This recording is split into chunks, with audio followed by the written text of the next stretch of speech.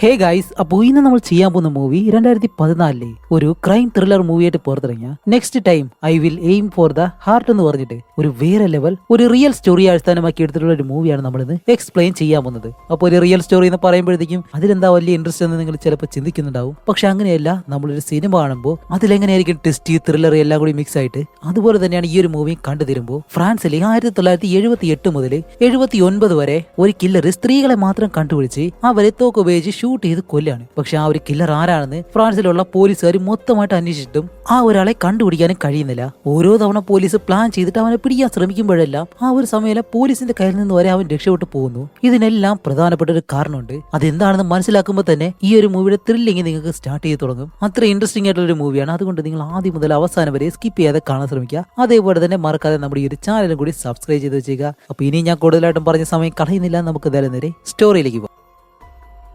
അപ്പോ നമ്മുടെ ഈ മൂവിയുടെ സ്റ്റാർട്ടിംഗ് സീൻ 1978 ഫ്രാൻസിലെ ഇപ്പോ വിന്റർ സീസൺ ആണ്. അതുമല്ല രാത്രി കാണിക്കുമ്പോൾ രണ്ട് പെൺകുട്ടികള് ഒരു പാർട്ടിക്ക് പോകാനായിട്ട് അവരുടെ ഒരു ചെറിയ ബൈക്കും എടുത്ത്, ഇപ്പോ ഇലക്ട്രിക് ബൈക്ക് ഉണ്ടല്ലോ അതേപോലെയാണ്, വലിയ സ്പീഡൊന്നും കാണത്തില്ല, അതും എടുത്തിട്ട് രണ്ടുപേരും ആ ഒരു പാർട്ടിക്ക് പോയിക്കൊണ്ടിരിക്കുന്നു. അങ്ങനെ പോകുന്ന സമയത്താണ് അതിലൊരു പെണ്ണിനാണെങ്കിൽ പാർട്ടിക്ക് പോയേ പറ്റൂ, ഇല്ലാന്നുണ്ടെങ്കിൽ അവളുടെ കാമുകൻ അവളെ വിട്ടിട്ട് പോകുന്നുള്ള രീതിയിൽ അവൾ പെട്ടെന്ന് കൂടെ വരുന്ന ആ ഒരു പെണ്ണിനോട് പറയും, ശരി നീ ഇത്തിരി പതിയെ വന്നാൽ മതി, ഞാൻ എന്തായാലും പോവാണെന്ന് പറഞ്ഞിട്ട് അവൾ ഇത്തിരി സ്പീഡ് കൂട്ടി ഇങ്ങനെ പോകുന്നപ്പോൾ പുറകെ വരുന്ന ആ ഒരു പെണ്ണിനാണെങ്കിൽ അവളുടെ ബൈക്കിനാണെങ്കിൽ അത്ര വലിയ സ്പീഡൊന്നുമില്ല, അതുകൊണ്ട് കുറച്ച് പതിയാണ് അവൾ വന്നുകൊണ്ടിരിക്കുന്നത്. അങ്ങനെ ഇവളാണെങ്കിലും പതിയെ എന്തായാലും പോയാൽ മതിയല്ലോ എന്നുള്ള രീതിയിൽ ബൈക്ക് ഓടിച്ചോണ്ടിരിക്കും. ഒരുപാട് നേരം ആളൊന്നുമില്ലാത്ത റോഡാണ്. അങ്ങനെ പോയിക്കൊണ്ടിരിക്കുമ്പോൾ ഒരുപാട് നേരമായിട്ട് അവളെ ഒരു കാർ ഇങ്ങനെ ഫോളോ ചെയ്യുന്നുണ്ട്. അങ്ങനെ അവളാണെങ്കിലും ഒരുപാട് തവണ നോക്കുന്നുണ്ട് ഈ ഒരു കാറ് മുന്നിലേക്ക് കയറി പോയില്ലേ എന്ന്. പക്ഷേ അത് അവളുടെ പുറകെ തന്നെയാണ് വരുന്നത്. ആഹാ, അത് അവളെ തന്നെ പിടിക്കാൻ വരുന്നെന്ന് അവൾക്ക് മനസ്സിലായി. അങ്ങനെ അവൾ പോയിക്കൊണ്ടിരിക്കുമ്പോൾ ഒട്ടും പ്രതീക്ഷിക്കാതെ ആ ഒരു കാറ് അവളെ വന്ന് ഒരു ഒറ്റ ഇടി, അങ്ങനെ ഇടി കൊണ്ട് അവൾ നേരെ തെറിച്ച് താഴേക്ക് വന്ന് വീഴുന്നതും ആ ഒരു വണ്ടിയിൽ വന്നവൻ അവനാണ് ആ ഒരു കില്ലർ. അവൻ അങ്ങനെ വന്നിട്ട് കാർ നിർത്തി. അങ്ങനെ പരിക്ക് പറ്റി ആ ഒരു പെണ്ണ് അവിടെ കിടക്കുന്നതും ആ ഒരു കില്ലർ എന്താ ചെയ്യുന്ന വെച്ചാൽ ഒരു തോക്കെടുത്തിട്ട് അവളെ ഷൂട്ട് ചെയ്യാനായിട്ട് ഇങ്ങനെ വരുന്നതും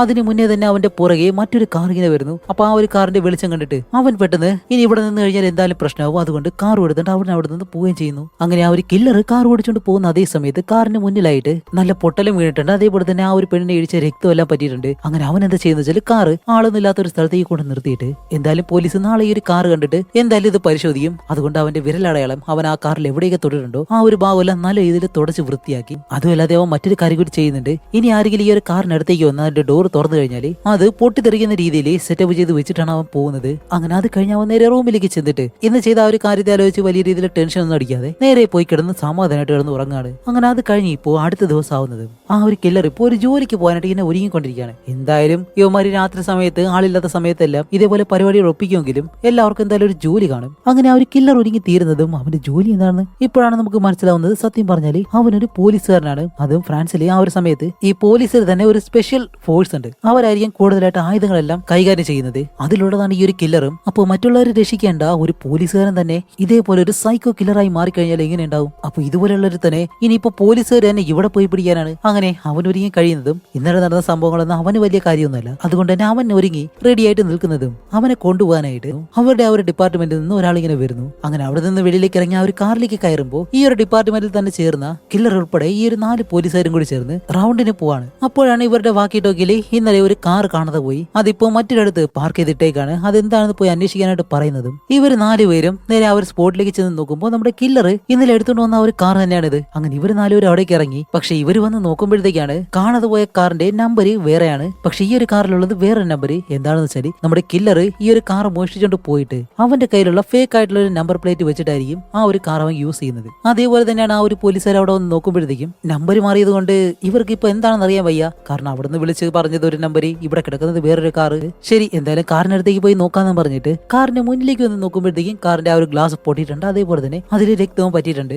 അതും കൂടി കാണുന്നത് അവരെല്ലാവരും ഇതെന്തോ വലിയൊരു പ്രശ്നമാണെന്ന് മനസ്സിലാക്കി കാറിനകത്ത് ആരെങ്കിലും ഉണ്ടോ എന്ന് അറിയാൻ വേണ്ടിയിട്ട് ആ ഒരു കാറിന്റെ ഡോർ തുറക്കാനായിട്ട് വരുന്നതും ഇന്നലെ ആണെങ്കിൽ കില്ലർ ഡോർ തുറന്നു കഴിഞ്ഞാൽ കാർ പൊട്ടിത്തെറിക്കുന്ന രീതിയിൽ അതിൽ സെറ്റപ്പ് ചെയ്ത് വെച്ചേക്കാണല്ലോ. അതറിയാവുന്നത് കൊണ്ട് തന്നെ നമ്മുടെ കില്ലർ പാതിയെ അവന്റെ അടുത്ത് നിന്ന് മാറി ഇങ്ങനെ പോവാണ് പുറകിലോട്ട്. അതേസമയം അതിലൊരു ഓഫീസർ ആണെങ്കിൽ കാറിന്റെ ഡോർ വലിച്ചങ്ങനെ തുറക്കുന്നതും പെട്ടെന്ന് ആ ഒരു കാറിനകം പൊട്ടിത്തെറിക്കുന്നതും ആ ഒരു ഓഫീസറിനെ നല്ല രീതിയിൽ തീ പിടിച്ചിട്ട് താഴെ വീഴുമ്പോൾ ഇവർ ഓടി വന്ന ഒരു വിധത്തിൽ അതാണച്ച് ഓഫീസറിനെ കൊണ്ട് നേരെ ആശുപത്രിയിലേക്ക് പോവാണ്. അങ്ങനെ അത് കഴിഞ്ഞിട്ട് അടുത്ത ദിവസം കാണിക്കുമ്പോൾ ആ സംഭവം നടന്ന സ്ഥലത്ത് പരിക്ക് പറ്റിയ പോലീസുകാരന്റെ ഒഴിച്ച് ബാക്കി 3 പേരെയും ഡിപ്പാർട്ട്മെന്റിലെ ചീഫ് ആയിട്ടുള്ള ഒരാള് അങ്ങനെ ചോദ്യം ചെയ്യല്ല, അവരെ ഇങ്ങനെ വഴക്ക് പറയാണ്. കാരണം എന്താണെന്ന് വെച്ചാൽ ഇന്നലെ രാത്രി ഒരു കാറ് സംശയാസ്പദമായി നിങ്ങൾ കണ്ടുപിടിച്ചു, അതുപോലെ അതിലാണെങ്കിൽ രക്തവും പറ്റിയിരുന്നു. ഉടനെ ബാക്കപ്പ് ടീമിന് കോൾ ചെയ്തിട്ട് ബാക്കിയുള്ള കാര്യങ്ങൾ ചെയ്യാനുള്ളത്. അതിനു മുന്നേ നിങ്ങളോട് ആരാണ് പറയുന്നത് ആ ഒരു ഡോർ തുറക്കാൻ വേണ്ടിയിട്ട്? ഇതിനുള്ള ബുദ്ധിയൊന്നും നിങ്ങൾക്കില്ലേ എന്നെല്ലാം പറഞ്ഞിട്ടാണ് അവർ നല്ല ഇതിൽ വഴക്ക് പറയുന്നത്. അങ്ങനെ ഈ ഒരു കാര്യം കഴിയുന്നതും നമ്മുടെ കില്ലർ നേരെ വീട്ടിലേക്ക് വന്നിട്ട് ആ ഒരു പോലീസ് ഡിപ്പാർട്ട്മെന്റിലേക്ക് ഒരു കത്ത് എഴുതാണ്. എന്താണ് കത്തെന്നല്ലേ, വേറെ ഒന്നുമല്ല,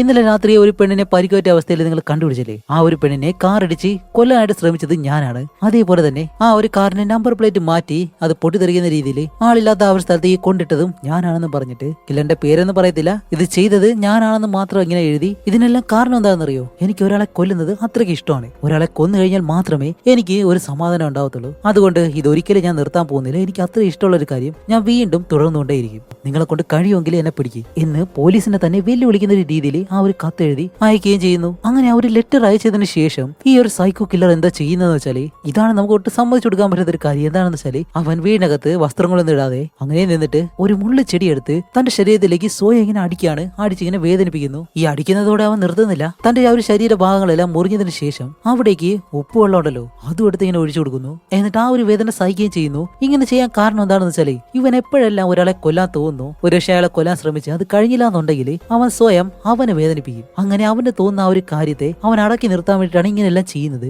അങ്ങനെ ഈ ഒരു കാര്യങ്ങളെല്ലാം ചെയ്ത് കഴിഞ്ഞിട്ട് അടുത്ത ദിവസം അവന്റെ ആ ഒരു ഡിപ്പാർട്ട്മെന്റിലേക്ക് അവൻ പോകുന്നതും പോലീസിൽ നിന്നും ആ ഒരു ലെറ്റർ നേരെ ഇവരുടെ ആ ഒരു ഡിപ്പാർട്ട്മെന്റിലേക്ക് എത്തി. കാരണം എന്താ വെച്ചാൽ, പോലീസിനെ കൊണ്ട് മാത്രം എന്തായാലും ഈ ഒരു കില്ലറിനെ കണ്ടുപിടിക്കാൻ കഴിയത്തില്ല എന്ന് പറഞ്ഞിട്ടാണ് ഇവരുടെ ഡിപ്പാർട്ട്മെന്റിലേക്ക് ആ ഒരു കത്ത് അയച്ചിരിക്കുന്നത്. കാരണം ഇവരുടെ ഡിപ്പാർട്ട്മെന്റുള്ള ആ ഒരു സറൗണ്ടിൽ കൂടിയാണ് ഈ ഒരു കാര്യങ്ങളെല്ലാം നടക്കുന്നത്. അങ്ങനെ കില്ലർ എഴുതിയ കത്ത് കില്ലറിന് മുന്നിൽ വെച്ച് തന്നെ ആ ഒരു ചീഫ് വായിച്ച് കേൾപ്പിച്ചിട്ടാണ് പറയുന്നത്, ശരി, ഇപ്പോൾ ഞാൻ പറഞ്ഞത് എല്ലാവർക്കും മനസ്സിലാവുന്നുണ്ടല്ലോ, ആ കില്ലറിനെ പിടിക്കാനായിട്ട് പോലീസിനെ നമ്മൾ കൂടി സഹായിക്കണം. ഇനി അത് ആർക്ക് പറ്റില്ല എന്നെല്ലാം പറഞ്ഞു കഴിഞ്ഞാൽ അത് ഒരിക്കലും ശരിയാവത്തില്ല. അതുകൊണ്ട് നമ്മൾ ആദ്യമായിട്ട് ചെയ്യാൻ പോകുന്നത് എന്താണെന്ന് വെച്ചാൽ, ആ കില്ലർ കാരണം ഒരു പെണ്ണിനെ ഇപ്പോൾ പരിക്ക് പറ്റിയല്ലോ, അവളിപ്പോൾ ആശുപത്രിയിലുണ്ട്, അവളുടെ ബോധം വന്നിട്ടുണ്ട്. അതുകൊണ്ട് ആ ഒരു പെണ്ണിനെ പോയി ചോദ്യം ചെയ്യാന്നുള്ളതാണ്. ആ കില്ലറിനെ കണ്ടുപിടിക്കാൻ വേണ്ടിയിട്ടുള്ള എന്തെങ്കിലും അടയാളവും എന്തെങ്കിലും ഒരു കാര്യം അവളിൽ നിന്ന് മനസ്സിലാക്കിയാൽ മതി എന്ന് ആ ഒരു ചീഫ് എല്ലാ ഓഫീസേഴ്സിനോട് പറയുന്നതും അത് കഴിഞ്ഞ് കാണിക്കുമ്പോൾ നമ്മുടെ കില്ലറിന്റെ വീട്ടിലേക്ക് ജോലി ചെയ്യാനായിട്ട് ഒരു പെണ്ണിങ്ങനെ വരികയാണ്. അവളുടെ പേര് സോഫി എന്നാണ്. അപ്പൊ ഇത്രയും നേരം ഞാൻ കില്ലർ എന്ന് മാത്രമേ പറഞ്ഞുള്ളൂ. കില്ലറിന്റെ പേര് എന്താണെന്ന് വെച്ചാൽ ഫ്രാങ്ക് എന്നാണ്. ഓക്കെ, നമുക്ക് എന്തായാലും ഇനി മുന്നോട്ട് കില്ലർ എന്ന് തന്നെ പറഞ്ഞു, അതായിരിക്കും കുറച്ചുകൂടി നല്ലത്. അപ്പോ ഒരുപാട് നാളായിട്ട് സോഫി കില്ലറിന്റെ വീട്ടിൽ ജോലി ചെയ്യുന്നുണ്ട്.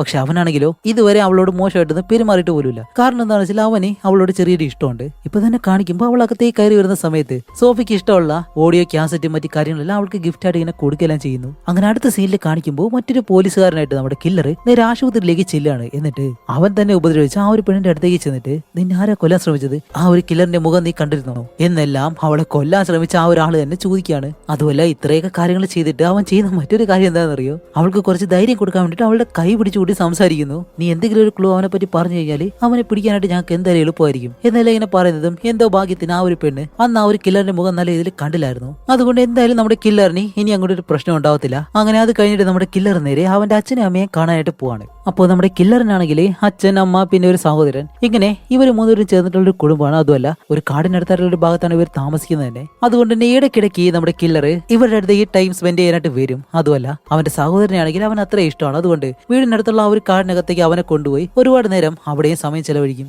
അതേപോലെ തന്നെയാണ് ഇത്തവണയും നമ്മുടെ കില്ലർ നേരെ അവിടേക്ക് വന്നിട്ട് അവന്റെ സഹോദരനെ വിളിച്ച് നേരെ കാടിനകത്തേക്ക് പോയി തോക്ക് ഉപയോഗിച്ച് എങ്ങനെ ഷൂട്ട് ചെയ്യണം, അതേപോലെ തന്നെ മറ്റു കുറച്ച് ട്രെയിനിങ്ങുകള്, ഇങ്ങനെയുള്ള കാര്യങ്ങളെല്ലാം പറഞ്ഞു കൊടുത്തിട്ട് അവസാനമായിട്ട് ഇവര് രണ്ടുപേരും അടുത്തിരുന്ന് മെഡിറ്റേഷൻ എല്ലാം ഇങ്ങനെ ചെയ്യാണ്. അങ്ങനെ നമ്മുടെ കില്ലർ ആണെങ്കിലും പെട്ടെന്ന് കണ്ണു തുറന്ന് നോക്കുന്നത് അവന്റെ എതിർവശത്ത് താഴെ മണ്ണില് ഈ മണ്ണിരെയും അതേപോലെ തന്നെ ഒരുപാട് പുഴുക്കളെല്ലാം ഇങ്ങനെ കാണാൻ കഴിയുന്നു. അങ്ങനെ ഇത് കാണുന്നതും പെട്ടെന്ന് അവന്റെ മൈൻഡ് ഡിസ്റ്റർബ് ആവുകയാണ്. അപ്പൊ ഇങ്ങനെ ഒരു അവസരത്തിൽ ഇവന്റെ അടുത്ത് ആരെങ്കിലും സ്നേഹത്തോടെ അവനോട് സംസാരിക്കാൻ ആരെങ്കിലും ഉണ്ടായാൽ മതി, ആ ഒരു ചിന്തയിൽ നിന്ന് അവൻ പെട്ടെന്ന് മാറും. പക്ഷെ നമ്മുടെ കില്ലറിനാണെങ്കിൽ അങ്ങനെ അടുത്തിരുന്ന് സംസാരിക്കാൻ വേണ്ടി ആരും ഇല്ലാത്തത് കൊണ്ട് വീട്ടു ജോലിക്കാരിയായിട്ടുള്ള സോഫി ഉണ്ടല്ലോ, അവളെ കാണാനായിട്ട് പോവാം, അവളോട് കുറച്ചു നേരം സംസാരിക്കാന്ന് പറഞ്ഞ് കില്ലർ നേരെ സോഫിയെ കാണാനായിട്ട് അവളുടെ വീട്ടിലേക്ക് ചെന്നിട്ട് അവളോട് ഇങ്ങനെ സംസാരിച്ചിരിക്കുകയാണ്. അപ്പോ സോഫിക്കാണെങ്കിലും നമ്മുടെ കില്ലറിനെ അവളെ ഇഷ്ടമുള്ളതുപോലെ തന്നെ ചെറിയൊരു ഇഷ്ടമുണ്ടെന്ന് തോന്നുന്നു. കാരണം അവൾ ആ ഒരു രീതിയിൽ തന്നെയാണ് സംസാരിക്കുന്നത്. അങ്ങനെ അവർ രണ്ടുപേരും ഒരുപാട് നേരം സംസാരിച്ച് വേറൊരു ലെവലിലേക്ക് കാര്യങ്ങൾ ചിന്തിച്ചിട്ട് അങ്ങനെ പോകുന്ന സമയത്ത് പെട്ടെന്ന് സോഫിയുടെ അമ്മ ഇതിനകത്തേക്ക് വന്നിട്ട് എല്ലാം നശിപ്പിക്കുകയാണ്. അങ്ങനെ കില്ലർ ആണെങ്കിൽ എഴുന്നേറ്റിട്ട് അമ്മ ഇപ്പൊ വന്നു എന്നെല്ലാം ചോദിച്ച് അങ്ങനെ നിൽക്കുന്ന സമയത്ത് നമ്മുടെ കില്ലറിന് എന്തായാലും സമാധാനം കിട്ടിയിട്ടില്ല. അതുകൊണ്ട് ഇനി എന്തായാലും അവര് മറ്റൊരാളെ കണ്ടുപിടിച്ച് കൊന്നാൽ മാത്രമേ ശാന്തമാവാൻ കഴിയത്തുള്ളൂ. ഇല്ലാതെ അവൻ എന്തായാലും വേറൊരു വഴിയുമില്ല. അങ്ങനെ എല്ലാ തവണയും ചെയ്യുന്നത് പോലെ തന്നെ കൊല ചെയ്യാൻ വേണ്ടിയിട്ട് ഒരു കാറ് മോഷ്ടിച്ച് സംസാരിച്ച് അങ്ങനെ കില്ലർ കാർ ഓടിച്ചോണ്ട് പോകുന്ന അതേ സമയത്ത് ഒരു പെണ്ണ് റോഡിന്റെ സൈഡിൽ നിന്നിട്ട് അവൻ ഇങ്ങനെ കൈ കാണിച്ച് ലിഫ്റ്റ് ചോദിക്കുന്നു. ഇനിയിപ്പോ വേറെ എവിടെയാ അവൻ അന്വേഷിച്ച് പോകണ്ട, നേരെ കെണിയിലേക്ക് തന്നെ ഒരു പെണ്ണ് വന്ന് ചാടിയിട്ടുണ്ട്. അങ്ങനെ കാറിൽ കയറിയതും ആ ഒരു പെണ്ണിനോട് നല്ല രീതിയിൽ തന്നെ അവൻ സംസാരിക്കുകയും ചെയ്യുന്നു. എന്തിനാണെന്ന് വെച്ചാൽ ഈ ഒരു പെണ്ണിനെ കൊല്ലണമെന്നുണ്ടെങ്കിൽ ആളൊന്നും ഇല്ലാത്ത ഒരു സ്ഥലത്തേക്ക് എന്തായാലും കൊണ്ടുപോകണം. അങ്ങനെ ഒരു സ്ഥലത്തേക്ക് കൊണ്ടുപോകണമെന്നുണ്ടെങ്കിൽ അവനോട് ആ ഒരു പെണ്ണിന് എന്തെങ്കിലും ഒരു വിശ്വാസം വേണം. അതുകൊണ്ടാണ് അത്രയും ജെന്റിൽമാനായിട്ട് നല്ല രീതിയിൽ തന്നെ കില്ലർ ആ ഒരു പെണ്ണിനോട് സംസാരിക്കാൻ തുടങ്ങും. അതുകൊണ്ട് അവളുടെ വിശ്വാസം നേടിയെടുക്കാൻ വേണ്ടി അവൻ ഇതേപോലെ അവനൊരു പോലീസുകാരനാണ്, എന്റെ കയ്യിൽ തോക്കല്ലാണ്ട് കണ്ടോ എന്നും പറഞ്ഞിട്ട് തോക്കലെടുത്ത് അവളുടെ കയ്യിൽ കൊടുത്ത്, അതേപോലെ തന്നെ ഇപ്പൊ ഒരു കില്ലർ പെൺകുട്ടികളെ മാത്രം തേടി പിടിച്ച് കൊല്ലുന്നുണ്ടല്ലോ, ആ ഒരു കേസ് അന്വേഷിക്കുന്ന തന്നെ ഞാനാണ് എന്ന് വരെ പറഞ്ഞു കളയും. ഇങ്ങനെ ഓരോന്ന് സംസാരിച്ച് ആ ഒരു പെണ്ണിന് ഇപ്പോ കില്ലറിനോട് പേടിയെല്ലാം മാറിയിട്ട് അവൻ അവളെ വിശ്വസിക്കാൻ തുടങ്ങി. അതുകൊണ്ട് തന്നെ അവൻ അവളെ ഒന്നും ചെയ്യത്തില്ല എന്നുള്ള രീതിയിൽ അവളും കാറിൽ ഇങ്ങനെ വിശ്വസിച്ചിരിക്കുന്നതും കില്ലറിന് ഇനിയിപ്പോ ഇവളെ കൊല്ലാനായിട്ട് ഒരു സ്ഥലം എന്തായാലും സെലക്ട് ചെയ്യണമല്ലോ. അതുകൊണ്ട് തന്നെ കാറ് റോഡിലൂടെ പോയിക്കൊണ്ടിരിക്കുമ്പോൾ ശരി നമുക്ക് കുറച്ചുകൂടി ഷോർട്ട് കട്ട് ആയിട്ടുള്ള ഒരു വഴിയിൽ പോയാലോ, എനിക്കൊരു വഴി അറിയാം എന്നിങ്ങനെ പറയുന്നതും അവളാണെങ്കിലും അതിന് ഓക്കെ പറയുന്നു. പക്ഷെ ഈ ഒരു ഓക്കെ പറച്ചില് അവളുടെ മരണത്തിന് വേണ്ടിയിട്ടാണെന്ന് അവൾ ഒരിക്കലും മനസ്സിലാക്കുന്നില്ല. അങ്ങനെ അവളെയും കൊണ്ട് കാടിനടുത്തുള്ള ഒരു വഴിയിലൂടെ ഇങ്ങനെ പോയിക്കൊണ്ടിരിക്കുന്ന സമയത്ത് സംസാരിച്ചിരിക്കുമ്പോഴത്തേക്കും പെട്ടെന്ന് കില്ലർ ആ ഒരു തോക്കെടുത്ത് അവളുടെ മുഖത്തേക്ക് ഇങ്ങനെ വെക്കുന്നു. അപ്പൊ ആദ്യം അവള് വിചാരിക്കും അവൻ തമാശയ്ക്കല്ലോ ചെയ്യാണെന്ന് വിചാരിച്ചിട്ട് തമാശ കാണിക്കരുതെന്ന് പറഞ്ഞ് തോക്കെടുത്ത് മാറ്റാൻ പറയുമ്പോൾ ഇത് തമാശയൊന്നുമല്ലടി, നിന്നെ വേദനിപ്പിക്കാൻ വേണ്ടി എനിക്ക് തോന്നുന്നുണ്ട് എന്ന് പറഞ്ഞ് അങ്ങനെ 2-3 തവണ അവളെ ഷൂട്ട് ചെയ്യുന്നതും കില്ലർ ആ ഒരു ലെറ്ററിൽ എന്താണ് എഴുതിയിരുന്നത്, അവൻ ഓരോരുത്തരെ കൊല്ലുമ്പോഴത്തേക്കാണ് സന്തോഷം ഉണ്ടാവുന്നതല്ലേ. പക്ഷെ ഇപ്പോൾ ആ ഒരു പെണ്ണിനെ അവൻ കൊല്ലുമ്പോഴത്തേക്കും അവന്റെ മുഖത്ത് വലിയ രീതിയിൽ സന്തോഷമൊന്നും കാണുന്നില്ല. പകരം അവൻ നല്ല രീതിയിൽ കരയാണ് ചെയ്യുന്നത്. അപ്പോൾ അവന് മാനസികമായിട്ട് വലിയ രീതിയിൽ എന്തോ ഒരു പ്രശ്നമുണ്ടെന്ന് നമുക്കറിയാം. അങ്ങനെ കില്ലർ എന്താ ചെയ്യുന്നത് വെച്ചാൽ കുറച്ച് ദൂരം വണ്ടി ഓടിച്ചിട്ട് വന്നിട്ട് അവളെ വണ്ടിയിൽ നിന്ന് തള്ളി ആളൊന്നും ഇല്ലാത്തൊരു സ്ഥലത്തേക്ക് ഇട്ടിട്ട് അവിടെ നിന്ന് കാർ ഓടിച്ചിട്ട് പോകുന്നതും ഇവന്റെ സഹോദരനായിട്ട് കാട്ടിലിരിക്കുന്ന സമയത്ത് കൺമുന്നിൽ ഒരുപാട് മണ്ണിരേനെല്ലാം കണ്ടല്ലോ, അതേപോലെ ഇപ്പോ കാറിന്റെ മുന്നിലായിട്ട് അവൻ ഇങ്ങനെ കാണുന്നു. സത്യം പറഞ്ഞാൽ അവൻ ആ ഒരു കാടിനുള്ളിൽ കണ്ടതും ഇപ്പൊ ഇവിടെ കാണുന്നതെല്ലാം അവന്റെ ഇമാജിനേഷൻ മാത്രമാണ്. അങ്ങനെ അവൻ ഇങ്ങനെ തോന്നുന്നതും അവൻ കാർ ഓടിച്ച് ഒരിടത്തേക്ക് കൊണ്ട് നിർത്തിയിട്ട് കാറിനകത്ത് അവൻ എവിടെയെല്ലാം തൊട്ടോ ആ ഒരു വിരലടയാളം എവിഡൻസും എല്ലാം ഇല്ലാതാക്കാൻ വേണ്ടിയിട്ട് അവൻ ഓരോ കാര്യങ്ങളൊക്കെ ചെയ്ത്, ഇതാണെങ്കിൽ മോഷ്ടിച്ച കാറാണല്ലോ, ആ ഒരു കാർ അവിടെ ഉപേക്ഷിച്ച് അവൻ അവിടെ നിന്ന് രക്ഷോട്ട് പോവുകയും ചെയ്യുന്നു. അങ്ങനെ അത് കഴിഞ്ഞ അടുത്ത ദിവസം ആവുന്നതും ഇപ്പൊ ഇവരുടെ ഡിപ്പാർട്ട്മെന്റിൽ കാണിക്കുമ്പോഴത്തേക്കും കഴിഞ്ഞ വട്ടം സംഭവിച്ചതുപോലെ തന്നെ ഇത്തവണ മറ്റൊരു പെൺകുട്ടി അവൻ കൊന്നിട്ടുണ്ട്, ഈ ഒരു കില്ലറിനെ എങ്ങനെയെങ്കിലും പിടിച്ചേ പറ്റൂ എന്ന് കില്ലറിന്റെ മുന്നിലിരുന്നിട്ട് തന്നെ എല്ലാ പോലീസുകാരും അങ്ങനെ പറയാണ്. അങ്ങനെ അത് കഴിഞ്ഞ് കാണിക്കുമ്പോഴത്തേക്ക് ഈ ഒരു കില്ലർ കഴിഞ്ഞ തവണ പോലീസ് ഡിപ്പാർട്ട്മെന്റിന് ഒരു കത്ത് എഴുതിയല്ലോ, അതേപോലെ തന്നെ ഇത്തവണ ഒരു കത്ത് എഴുതിയിട്ട് ഇതേപോലെ രണ്ടാമത്തെ ആ ഒരു പെണ്ണിനെ കൊന്നത് ഞാൻ തന്നെയാണ്, നിങ്ങളെ കൊണ്ട് കഴിയുമെങ്കിൽ എന്നെ പിടിക്കാനായിട്ടാണ് ആ ഒരു കത്തിൽ ഇങ്ങനെ എഴുതിയിരിക്കുന്നത്. അത് കഴിഞ്ഞിട്ട് ഇവന്റെ കൊല്ലാനുള്ള ആ ഒരു ചിന്ത മാത്രം മാറുമെന്ന് വിചാരിച്ചു കഴിഞ്ഞാൽ ഒരിക്കലും മാറത്തില്ല. അവന് വീണ്ടും വീണ്ടും ഓരോരുത്തരെ കൊല്ലാൻ വേണ്ടി തന്നെയാണ് തോന്നിക്കൊണ്ടേയിരിക്കുന്നത്. അങ്ങനെ പോലീസും ബാക്കിയുള്ളവരും എല്ലാവരും ഈ കില്ലറിനെ അന്വേഷിക്കാൻ നാട് മുഴുവൻ ചുറ്റി നടക്കുമ്പോൾ അവനാണെങ്കിൽ മറ്റൊരു കൊല ചെയ്യാൻ വേണ്ടിയിട്ട് വീണ്ടും കറങ്ങി ഒരു കാർ മോഷ്ടിച്ചിട്ട് അങ്ങനെ ചുറ്റി നടക്കുന്നത് ഒരു പെണ്ണിനെ കാണുന്നതും പെട്ടെന്ന് ആ ഒരു പെണ്ണിനെ കാറിലേക്കത്തേക്ക് വിളിച്ചു കയറ്റുന്നു. എന്നിട്ട് കഴിഞ്ഞ വട്ടത്തെ പോലെ തന്നെ ആ ഒരു പെണ്ണിനോട് നല്ല രീതിയിൽ സംസാരിച്ച് ഒരുപാട് ദൂരം കാർ ഓടിച്ച് ആളൊന്നും ഇല്ലാത്ത ഒരു സ്ഥലത്തേക്ക് ചെന്നിട്ട് ആ ഒരു പെണ്ണിനെ കാറിനകത്ത് വെച്ച് ഷൂട്ട് ചെയ്ത് കൊന്ന്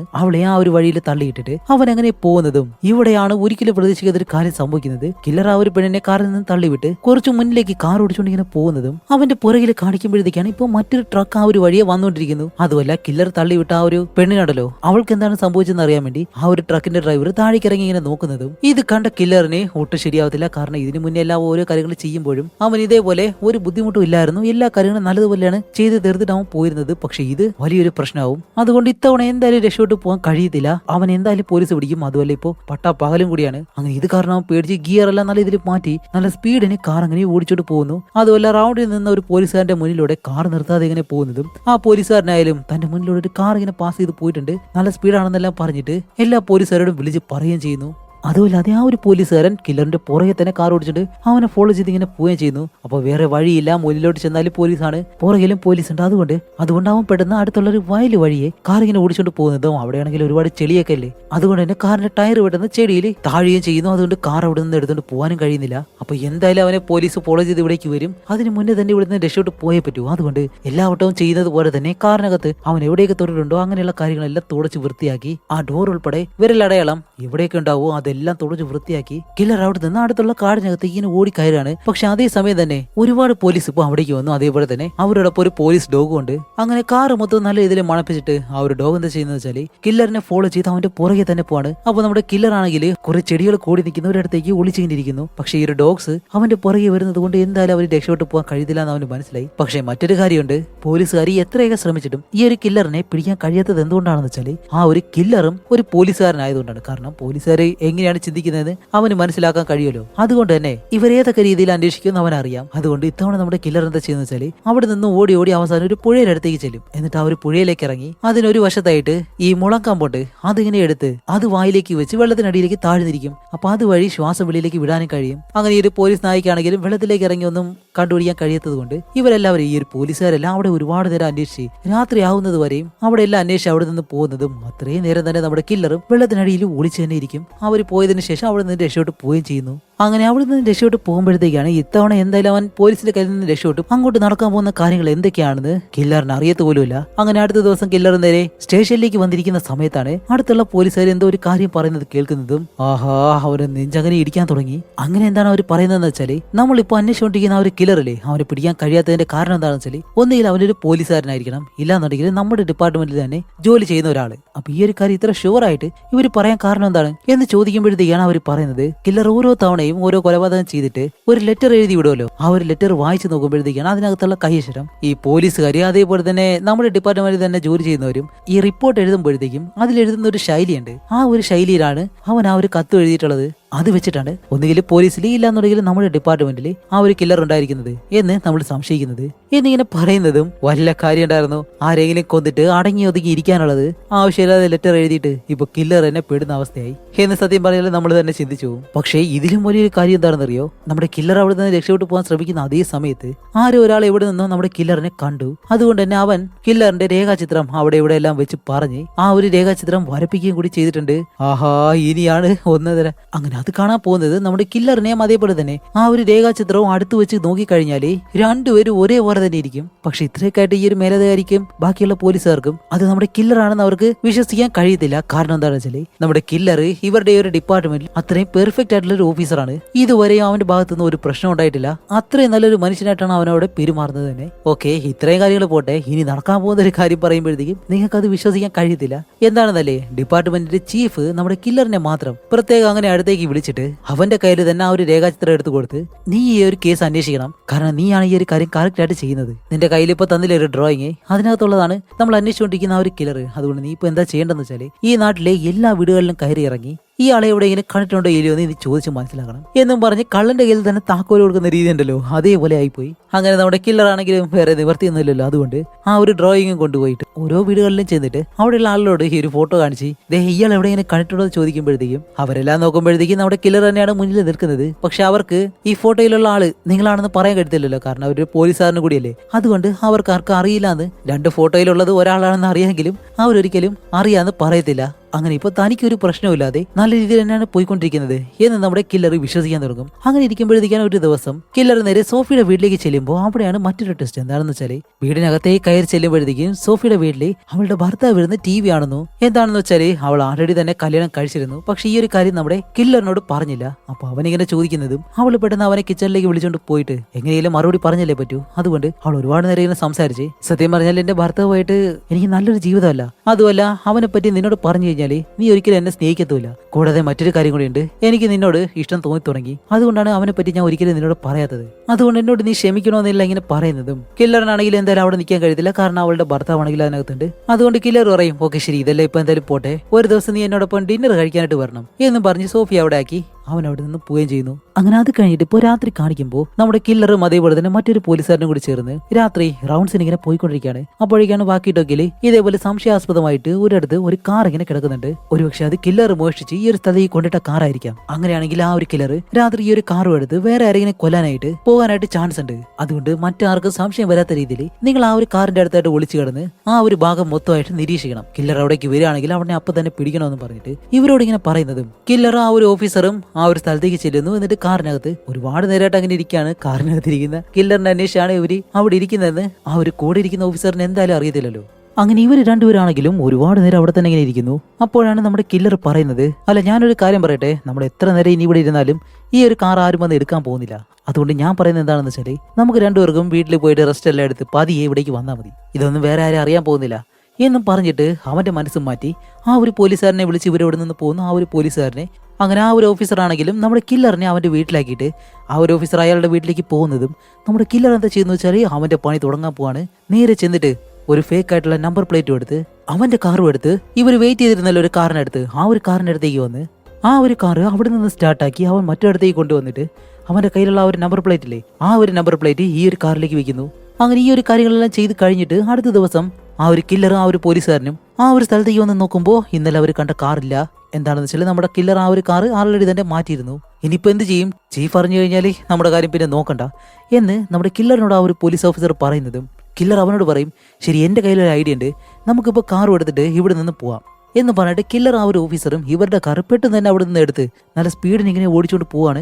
ഓടിച്ചുകൊണ്ട് പോകുന്ന സമയത്ത് തന്നെ ഇവര് വാക്കി ടോക്കിലൂടെ മറ്റു പോലീസുകാരോട് ഇങ്ങനെ പറയുന്നുണ്ട്, ഞങ്ങൾ നിൽക്കുന്ന സമയത്ത് തന്നെ ഒരുത്തൻ ഞങ്ങളുടെ മുന്നിൽ നിന്ന് ആ ഒരു കാർ എടുത്തിട്ട് പോയി, അവനെ ഫോളോ ചെയ്ത് ഞങ്ങളിപ്പോൾ പോയിക്കൊണ്ടിരിക്കുകയാണ് എന്നെല്ലാവരോടും ഇങ്ങനെ കള്ളം പറയും. എന്താണെന്ന് വെച്ചാൽ ഇവരുടെ മുന്നിൽ നിന്ന് കാർ എടുത്തിട്ട് പോയപ്പോൾ ഇവർക്ക് പിടിക്കാൻ കഴിഞ്ഞില്ല എന്നുള്ള രീതിയിൽ വരുത്തി തീർക്കാൻ വേണ്ടിയിട്ട്. അതുപോലെ കില്ലർ ഈ ഒരു രീതിയിൽ ഒരു ഐഡിയ പറയാനായിട്ട് കാരണം എന്താണെന്ന് വെച്ചാൽ പോലീസുകാരും അതേപോലെ തന്നെ ഇവരുടെ ഡിപ്പാർട്ട്മെന്റിലുള്ള എല്ലാവരും വിശ്വസിക്കുന്നത് ഒന്നുകിൽ പോലീസിൽ വർക്ക് ചെയ്യുന്ന ആരെങ്കിലും അല്ലാന്നുണ്ടെങ്കിൽ ഇവരുടെ ഡിപ്പാർട്ട്മെന്റിൽ ജോലി ചെയ്യുന്ന ആരെങ്കിലും ആയിരിക്കും ഈ ഒരു സൈക്കോ കില്ലർ എന്നാണ് എല്ലാവരും വിശ്വസിക്കുന്നത്. ഇപ്പൊ ആ ഒരു കാര്യം മാറ്റി ഇവരുടെ കൂട്ടത്തിലുള്ള ഒരാളല്ല, പകരം കില്ലർ വേറൊരാളാണ്. അതുകൊണ്ട് ഇവരുടെ മുന്നിൽ രക്ഷപ്പെട്ടു പോവാണെന്നുള്ള രീതിയിൽ വരുത്തി തീർക്കാനും അതിനും കൂടി വേണ്ടിയിട്ടാണ് നമ്മുടെ കില്ലർ ഈ ഒരു രീതിയിലൊരു ഐഡിയ പ്ലാൻ ചെയ്തത്.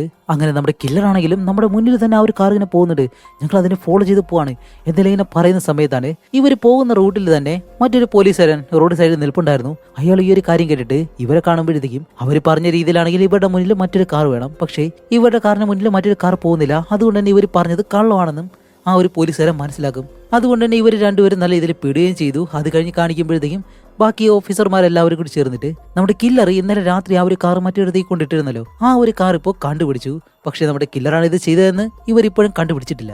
പക്ഷെ ഇവിടെയാണ് ഒരിക്കലും പ്രതീക്ഷിക്കാത്ത ഒരു കാര്യം. എന്താണെന്ന് വെച്ചാൽ ഇന്നലെ നമ്മുടെ കില്ലർ ആ ഒരു കാറ് മറ്റൊരു സ്ഥലത്തേക്ക് മാറ്റിക്കൊണ്ടിട്ടിട്ട് അവന്റെ കയ്യിലുള്ള ആ ഒരു നമ്പർ പ്ലേറ്റ് അതിനകത്ത് ഒട്ടിച്ചു വെക്കുന്ന സമയത്ത് ആ ഒരു നമ്പർ പ്ലേറ്റിൽ നമ്മുടെ കില്ലറിന്റെ കൈരേഖ പതിഞ്ഞിട്ടുണ്ട്. അതുകൊണ്ട് ഇനി എപ്പോ വേണമെങ്കിലും നമ്മുടെ കില്ലർ പിടിക്കപ്പെടാം. അതുകൊണ്ട് എന്തായാലും നമ്മുടെ കില്ലറിന്റെ കളികൾ അവസാനിക്കാൻ പോവാണ്. ഇനി അവൻ ചാടി കളിച്ചിട്ട് ഒരു കാര്യമില്ല. അങ്ങനെ പിന്നീട് കാണിക്കുമ്പോഴത്തേക്ക് നമ്മുടെ സോഫിയോട് അവൻ പറഞ്ഞിരുന്നല്ലോ നമുക്കൊരു ദിവസം ഒരു ഡിന്നറിന് ഇരിക്കാന്ന്.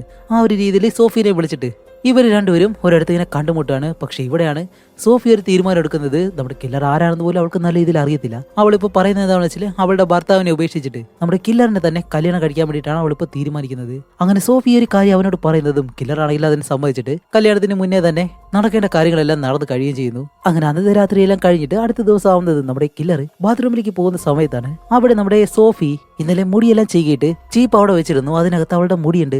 അങ്ങനെ അത് കാണുന്നത് കില്ലർ അതെടുത്തിട്ട് ഒരു വേർപ്പോടെ അങ്ങനെ നോക്കിക്കൊണ്ട് നിൽക്കുന്നു. അങ്ങനെ ഇതും കൂടി കാണുന്നതും അവന്റെ മനസ്സ് പെട്ടെന്ന് മാറും. എന്താണെന്ന് വെച്ചാൽ അവൻ ആ ഒരു രീതിയിലുള്ള സൈക്കോ ആണ്. സാധാരണ ആർക്കെങ്കിലും ഇതേപോലെ ചീപ്പിൽ മുടി കാണുമ്പോഴത്തേക്കും ഇത്ര ദേഷ്യം വരൂ? ഇല്ലല്ലോ. അങ്ങനെ ഇന്നലെ രാത്രി അവൻ ഏത് രീതിയിലാണോ നമ്മുടെ സോഫിയോട് സംസാരിച്ചത് അതിൽ നിന്ന് ഓപ്പോസിറ്റ് ആയിട്ട് ഇപ്പോൾ സോഫിയോട് ദേഷ്യപ്പെട്ടെല്ലാം സംസാരിക്കുന്നു. പക്ഷെ സോഫിക്കാണെങ്കിൽ എന്താണ് കാര്യം പോലും മനസ്സിലാവുന്നില്ല. കാരണം ഇന്നലെ ഒരു കുഴപ്പമില്ലായിരുന്നു, അവളായിട്ടൊന്നും ചെയ്തതുമില്ല. പക്ഷെ ഇവൻ ഇന്നിപ്പോൾ എന്തുകൊണ്ടാണ് ഇവ ഇങ്ങനെ ചെയ്യാനായിട്ട് കാരണം എന്ന് അവൾക്ക് അറിയുകയും ചെയ്യുന്നില്ല. അങ്ങനെ അത് എന്തുകൊണ്ടാണെന്ന് അവൾ അവനോട് ചോദിക്കുന്നുണ്ട്. പക്ഷെ അവനാണെങ്കിൽ മറുപടി ഒന്നും പറയാതെ അവളോട് നല്ല ദേഷ്യപ്പെട്ട് തന്നെ ഇരുന്നിട്ട് അവളെ അവളുടെ വീടിനടുത്ത് കൊണ്ടുവന്ന് വിട്ട് അവൻ അവിടെ നിന്ന് പോവുകയും ചെയ്യുന്നു. അതുമല്ല നമ്മുടെ കില്ലറിന് ഇപ്പോൾ അവന്റെ മനസ്സ് മാറിയിരിക്കുകയാണ്. അതുകൊണ്ട് ഇനി ഒരാളെ കൊന്നു കഴിഞ്ഞാലേ അവന് സമാധാനപ്പെടാൻ കഴിയത്തുള്ളൂ. അങ്ങനെ അതിന് വേണ്ടിയിട്ട് അവൻ ആ കാർ എടുത്തിട്ട് അങ്ങനെ പോകുന്നതും പക്ഷേ നേരത്തെ പോലെയല്ല. ഇപ്പൊ ഈ ഒരു സിറ്റി മുഴുവനായിട്ടും പോലീസ് പലയിടങ്ങളിൽ നിൽപ്പുണ്ട്. ഇവന് പെട്ടെന്നൊന്നും ചെയ്യാനും കഴിയത്തില്ല. അതുകൊണ്ട് അവനെ മറ്റുള്ളവരെ കൊല്ലാനും കഴിയത്തില്ല, പക്ഷെ കൊല്ലാതിരിക്കാനും അവനെ കൊണ്ട് കഴിയത്തില്ല. അതുകൊണ്ട് അവൻ എന്താ ചെയ്യുന്ന വെച്ചാല് അവനൊരു മുള്ളു കമ്പി എടുത്തിട്ട് അവന്റെ കയ്യിൽ തന്നെ അങ്ങനെ ചുറ്റി രക്തം പോകുന്ന രീതിയിൽ തന്നെ അത് മുറുക്കി പിടിച്ച് ആ വേദന അവനിങ്ങനെ സഹിക്കുകയാണ്. പക്ഷെ എന്താണെന്ന് വെച്ചാൽ ഇത്രയെല്ലാം ചെയ്തിട്ടും അവനെ തന്നെ സമാധാനിപ്പിക്കാൻ കഴിയുന്നില്ല. അത്രയും ദേഷ്യം. അങ്ങനെ അത് കഴിഞ്ഞ അടുത്ത ദിവസം അവൻ ജോലിക്കായിട്ട് സ്റ്റേഷനിലേക്ക് പോകുന്നു. അങ്ങനെ പോകുമ്പോഴത്തേക്കും ആൾറെഡി തന്നെ പോലീസുകാരെല്ലാവരും സംശയിക്കുന്നുണ്ട് ഇവരോടൊപ്പം ജോലി ചെയ്യുന്ന ആളുകളെല്ലാവരും ഒരാളാണ് ഈ ഒരു കില്ലർ എന്ന്. അതുകൊണ്ട് തന്നെ ഇവരുടെ ഡിപ്പാർട്ട്മെന്റിന്റെ മുകളിൽ നിന്നും ഏതൊക്കെ പോലീസുകാർ ഏതൊക്കെ സമയത്താണ് ജോലി ചെയ്യുന്നത് എന്നുള്ള ഷെഡ്യൂൾ ടൈം ഉണ്ടല്ലോ, അതിന്റെ ഒരു റിപ്പോർട്ട് കൊടുക്കാനായിട്ട് ആവശ്യപ്പെടും. ആദ്യം ഇവരുടെ ചീഫ് ആണെങ്കിൽ അതിന് സമ്മതിക്കത്തില്ല. കാരണം ഇവരുടെ ഡിപ്പാർട്ട്മെന്റിലുള്ള ആരും അങ്ങനെ ചെയ്യില്ല എന്നുള്ള വിശ്വാസത്തിലേ അയാൾ കൊടുക്കാതിരിക്കും. പക്ഷേ പ്രഷർ കൂടുതലാകുമ്പോഴത്തേക്കും അതുകൊണ്ട് തന്നെ ആ ഒരു ചീഫ് അത് കൊടുക്കാനായിട്ട് തീരുമാനിച്ചിട്ട് നമ്മുടെ കില്ലറിനോടും ബാക്കിയുള്ള ഓഫീസേഴ്സിനോടും പറയും, ശരി ഞാൻ എന്തായാലും ഇത് കൊടുത്തിട്ട് വരാം, നിങ്ങൾ ഇവിടെ തന്നെ ഇരിക്കി എന്ന് പറഞ്ഞിട്ട് ആ ഒരു ചീഫ് അവിടെ നിന്ന് പോകുന്നതും നമ്മുടെ കില്ലറിനാണെങ്കിൽ അങ്ങനെ നെഞ്ചു കടന്ന് ചേണ്ട ഇടിക്കുന്ന ഇടിയാണ്. കാരണം ആൾറെഡി അവന്റെ ഫിംഗർ പ്രിന്റ് കിട്ടിയിട്ടുണ്ട്, അതേപോലെ തന്നെ രേഖ ചിത്രം കയ്യിലുണ്ട്. ഇപ്പൊ ഇതും കൂടി കൊണ്ട് കൊടുത്തു കഴിഞ്ഞാൽ തീർന്നില്ലേ. കാരണം ആ ഒരു ഷെഡ്യൂൾ ചെക്ക് ചെയ്ത് കഴിഞ്ഞാൽ എപ്പോഴേക്കാണ് കൊല നടന്നിട്ടുള്ളത് ആ ഒരു സമയത്തല്ല നമ്മുടെ കില്ലർ ജോലിക്ക് വന്നിട്ടില്ലാത്തതായിട്ട് അവർ കണ്ടുപിടിക്കും. അപ്പോൾ നമ്മുടെ കില്ലറിന് മനസ്സിലായി എന്തായാലും അവനെ പിടിക്കാറായെന്ന്. അതുകൊണ്ട് അവൻ ആഗ്രഹിക്കുന്നത് എന്തായാലും അവസാനമായിട്ട് ചെയ്യാന്നുള്ള രീതിയിൽ ഇവരിപ്പോൾ റൗണ്ട്സിന് വേണ്ടിയിട്ട് ഇങ്ങനെ ചുറ്റിക്കൊണ്ടിരിക്കുകയാണ്. അപ്പോൾ നമ്മുടെ കില്ലർ കൂടെ ഇരിക്കുന്ന ആ ഒരു ഓഫീസേഴ്സിനോട് പറയും, ഞാൻ ഒരു കാര്യം പറയട്ടെ, എനിക്കറിയാവുന്ന ഒരു സ്ഥലമുണ്ട്, അവിടേക്ക് വന്നു കഴിഞ്ഞാൽ നിങ്ങൾക്കൊരു കാര്യം കാണിച്ചു തരാം എന്ന് പറഞ്ഞിട്ട് ഇവരെല്ലാവരെയും കൂട്ടി ആ ഒരു കാടിന് നടുവിലേക്ക് നമ്മുടെ കില്ലർ ഇങ്ങനെ കൊണ്ടുപോവാണ്. അങ്ങനെ എന്താണെന്ന് ഇവരവിടെ വന്ന് നോക്കുമ്പോഴത്തേക്കാണ് രാത്രി സമയത്ത് വെള്ളം കുടിക്കാനായിട്ട് ഒരുപാട് മാനുകൾ ഇവിടെ ഒരു സ്ഥലത്തേക്ക് വരും. അത് കാണാൻ തന്നെ നല്ല ഭംഗിയാണ്. അങ്ങനെ ഇതെല്ലാം കണ്ടുപിടിക്കുന്ന സമയത്ത് ഇവരെല്ലാവരും തിരിച്ച് ഡിപ്പാർട്ട്മെന്റിലേക്ക് തന്നെ വിളിക്കുകയും ചെയ്യുന്നു. ഓക്കെ ശരി, എന്തോ അത്യാവശ്യമാണെന്ന് പറഞ്ഞിട്ട് ഇവരെല്ലാവരും തിരിച്ച് സ്റ്റേഷന് മുന്നിലേക്ക് ചെന്ന് ഇറങ്ങുന്നതും നമ്മുടെ കില്ലർ കാറിൽ നിന്ന് ഇറങ്ങുന്ന സമയത്ത് തന്നെ എല്ലാ പോലീസുകാരും വന്നിട്ട് അവനെ അങ്ങ് വിലങ്ങിട്ട് പേടിച്ചോണ്ട് പോവാണ്. എന്താണെന്ന് വെച്ചാൽ നമ്മൾ നേരത്തെ പറഞ്ഞതുപോലെ തന്നെയാണ് വിരലടയാളം, അതേപോലെ തന്നെ അവന്റെ രേഖാചിത്രം, അതുപോലെ ഷെഡ്യൂൾ നോക്കുമ്പോൾ കൊല നടന്ന സമയത്ത് നമ്മുടെ കില്ലർ ജോലിക്കും വന്നിട്ടില്ല. അപ്പൊ ഇതെല്ലാം വെച്ചുകൊണ്ട് തന്നെ നമ്മുടെ കില്ലറാണ് യഥാർത്ഥ കുറ്റവാളി എന്ന് ഇവർക്ക് മനസ്സിലായി. അങ്ങനെ നമ്മുടെ കില്ലറിനെ പിടിച്ചോണ്ട് പോയിട്ട് ഇവർ ചോദ്യം ചെയ്യാൻ തുടങ്ങുമ്പോഴത്തേക്കാണ് നമ്മുടെ കില്ലർ പറയുന്നത്, ഞാൻ ഇതൊന്നും ചെയ്തിട്ടില്ല, ഞാൻ ഒരിക്കലും ഇതൊന്നും ചെയ്തിട്ടില്ല എന്ന് അവൻ ഒരു ഒറ്റ വാശിയിൽ ഇങ്ങനെ നിൽക്കാണ്. പക്ഷെ ഇവൻ എത്രയൊക്കെ ചെയ്തില്ല എന്ന് പറഞ്ഞാലും അതൊന്നും ആരും വിശ്വസിക്കാൻ പോകുന്നില്ല. കാരണം എല്ലാ തെളിവുകളും അവർക്ക് കിട്ടിക്കഴിഞ്ഞിട്ടുണ്ട്. അതുകൊണ്ട് ഇവൻ ഇനി എന്ത് പറഞ്ഞിട്ടും കാര്യമില്ല. അതുമല്ല അവനോടൊപ്പം ജോലി ചെയ്തിരുന്ന എല്ലാ ഓഫീസേഴ്സും അവനെ ഒരു വല്ലാത്ത രീതിയിൽ അങ്ങനെ നോക്കാണ്. കാരണം ഇത്രയും കാലം നല്ലവനായിട്ട് അവന്റെ കൂടെ നിന്നിട്ട് ഈ ഒരു കാര്യമാണ് അവൻ ചെയ്തതെന്നുള്ള രീതിയിൽ എല്ലാവരും അവനെ ഇങ്ങനെ നോക്കിയിട്ട് പോകുന്നു. പക്ഷെ അവരെന്തൊക്കെ ചെയ്തിട്ടും നമ്മുടെ കില്ലർ ഇപ്പോഴും ഞാനല്ല അത് ചെയ്തതെന്നാണ് പറഞ്ഞുകൊണ്ടേയിരിക്കുന്നത്. അതുകൊണ്ട് കില്ലറിന്റെ വീട്ടിലേക്ക് കൊണ്ടുപോയിട്ട് വീടെല്ലാം പരിശോധിക്കാമെന്ന് പറഞ്ഞിട്ട് അവന്റെ വീടിനകത്തേക്ക് ചെന്ന് കയറുന്നതും അതിനകത്ത് പല രീതിയിലുള്ള തോക്കുകള്, അതേപോലെ തന്നെ എല്ലാം വൃത്തികേടായിട്ട് കിടക്കുന്നു. പിന്നെ ബോംബ് വയ്ക്കാനായിട്ടുള്ള കാര്യങ്ങള്, കത്തി, ഇങ്ങനെയുള്ള ഒരുപാട് കാര്യങ്ങൾ അവന്റെ വീട്ടിൽ നിന്ന് കിട്ടുന്നതും അപ്പോഴും അവർ കില്ലറിനോട് ചോദിക്കും, ഇതെല്ലാം നീ യൂസ് ചെയ്യുന്ന വെപ്പൺസ് അല്ലേ അല്ലേന്ന് ചോദിക്കുമ്പോൾ അവൻ അപ്പോഴും ഒരേ വാശിയിൽ പറയാണ്, ഇതൊന്നും അവന്റേതല്ല, അവൻ ഈ ഒരു കാര്യം ചെയ്തിട്ടില്ല എന്ന്. ഷെടാ ഇവൻ നോക്കണേ, എത്ര ചോദിച്ചിട്ട് ഇവൻ പറയത്തില്ല എന്ന് പറഞ്ഞാല് തെളിവുകളെല്ലാം അവനെതിരാണ്. എന്നിരുന്നാലും അവൻ സമ്മതിക്കാൻ എത്ര പാടെന്നാണ് ഇത് കാണുന്നത് നമ്മൾ തന്നെ ചിന്തിച്ചു പോകും. പക്ഷെ അങ്ങനെ ഇരിക്കുമ്പോഴത്തേക്കാണ് പെട്ടെന്ന് കില്ലറിന്റെ എന്തോ തോന്നിയിട്ട് നമ്മുടെ ചീഫിനെ മാത്രം ഒറ്റയ്ക്ക് വിളിച്ചിരുത്തി ചീഫിനോട് അവൻ ചെയ്ത കാര്യങ്ങളെല്ലാം പറയും. ഞാൻ തന്നെയാണ് ഇതിനെല്ലാം കാരണം, ഞാനാണ് എല്ലാ തെറ്റും ചെയ്തത് എന്ന് നമ്മുടെ ചീഫിനോട് മാത്രം അവൻ ഇങ്ങനെ പറയും. അതോടെ ഈ ഒരു മൂവിയും ഇവിടെ വെച്ച് അവസാനിപ്പിക്കുകയാണ്. അത് കഴിഞ്ഞിട്ട് കുറച്ച് കാര്യങ്ങൾ കൂടിയുണ്ട്. തമ്പനിയിൽ തന്നെ നമ്മൾ കൊടുത്തിരുന്നല്ലോ ഇതൊരു റിയൽ സ്റ്റോറിയാണെന്ന്. ഫ്രാങ്ക് എന്ന് പറഞ്ഞ ഒരു കില്ലറിന് പിന്നീട് എന്താണ് സംഭവിച്ചത്? 79 കില്ലറിനെ അറസ്റ്റ് ചെയ്യുന്നത്. അത് കഴിഞ്ഞ് 83 വരെ കോടതിയിൽ ഹാജരാക്കി പല രീതിയിൽ അവനെ ചോദ്യം ചെയ്തിട്ടും അവനല്ല ചെയ്തതെന്ന് മാത്രമാണ് പറഞ്ഞുകൊണ്ടിരിക്കുന്നത്. പക്ഷേ തെളിവുകളെല്ലാം അവൻ എതിരായതുകൊണ്ട് തന്നെ അവനാണ് ആ ഒരു കൊല ചെയ്തതെന്നും മനപ്പുറം അവൻ ചെയ്തില്ല എന്ന് എല്ലാവരോടും കള്ളം പറയാണെന്നും കോടതിക്ക് മനസ്സിലായിട്ട് ഇവൻ ഇതെല്ലാം ചെയ്യാനായിട്ട് കാരണം എന്താണ്? അവന് മാനസികമായിട്ടുള്ള പ്രശ്നങ്ങൾ ഉള്ളതുകൊണ്ട്. അതുകൊണ്ട് അവൻ മരിക്കുന്നത് വരെയും അവനൊരു മെന്റൽ ഹോസ്പിറ്റലിൽ അടച്ചു വെക്കാനായിട്ട് കോടതി ഉത്തരവിടുകയും ചെയ്യും. അങ്ങനെ 83 മെന്റൽ ഹോസ്പിറ്റലിൽ പോയ ഫ്രാങ്ക് എന്ന് പറഞ്ഞ ഒരു കില്ലർ അവന്റെ മരണം വരെയും അതിനകത്ത് കിടന്ന് തന്നെ അവസാനം മരിക്കുകയും ചെയ്യുന്നു. അപ്പൊ ഇത്രയും ചെയ്ത ഫ്രാങ്ക് എന്ന് പറഞ്ഞ യഥാർത്ഥ ഒരു കില്ലർ ആരാണെന്ന് കാണണ്ടേ? ദേ ഇതാണ്. കണ്ടു കഴിഞ്ഞാൽ തന്നെ എന്ത് പാവത്തിനെ പോലെയാണ് ഇരിക്കുന്നത്. പക്ഷെ യഥാർത്ഥ സ്വഭാവം വേറെയെന്ന്. അതുമല്ല നമ്മൾ ഒരുപാട് കൊറിയൻ മൂവീസിൽ കണ്ടിട്ടുണ്ട്. അതിൽ ഞാൻ മിക്കപ്പോഴും പറയുന്നൊരു കാര്യമാണ്, ഈ വില്ലന്മാരെ കാണുമ്പോഴത്തേക്കും ഈ വില്ലന്മാരെല്ലാം ഭയങ്കര ക്യൂട്ടായിരിക്കും കാണാനായിട്ട്, പാവം, പക്ഷേ കയ്യിലിരിപ്പ് വേറെയും. അപ്പോൾ എന്തായാലും നമ്മുടെ ഈ ഒരു മൂവി ഇവിടെ വെച്ച് അവസാനിക്കുകയാണ്. അപ്പോൾ എത്രത്തോളം ഇൻട്രസ്റ്റിംഗ് ആണെന്ന് നിങ്ങളുടെ അഭിപ്രായം എന്തായാലും തീർച്ചയായിട്ടും കമന്റ് ചെയ്യുക. അപ്പോൾ ഇതുപോലെ ഇൻട്രസ്റ്റിംഗ് ആയിട്ടുള്ള മറ്റൊരു മൂവിയായിട്ട് വരുന്നത് വരയ്ക്കും ബൈ.